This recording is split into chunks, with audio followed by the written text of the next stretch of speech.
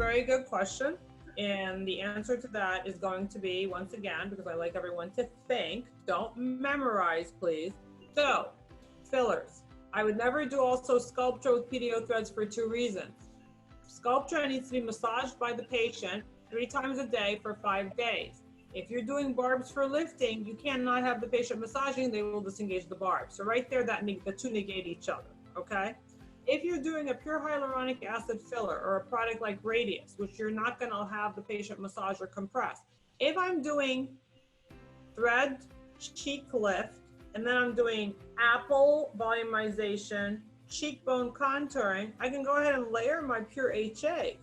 So the only thing I would do is do my barbs first, okay, and engage those in the areas that I don't need to mold.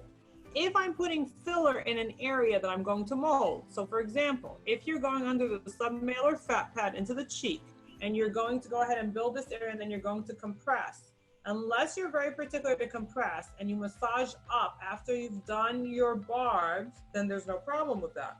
But if you're not going to remember that, then you're better off doing your filler, getting the filler molded, and then putting your barbs in and then lifting, because you're going to engage up and then cutting your thread. So this is the reason there's 2 different options. So it just kind of depends on your comfort level, and you just have to think in the back of your mind which product should not be massaged, because it will either flatten the product or it's going to disengage.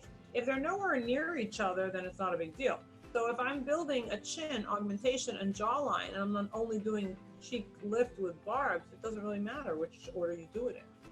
But I personally will go ahead and do my lift first for the jawline with the threads and the cheek, because sometimes I can save the patient some money on fillers, because when I give them a proper lift, they don't need jawline contour. For more, visit empiremedicaltraining.com. Go to our calendar and review all topics and dates available.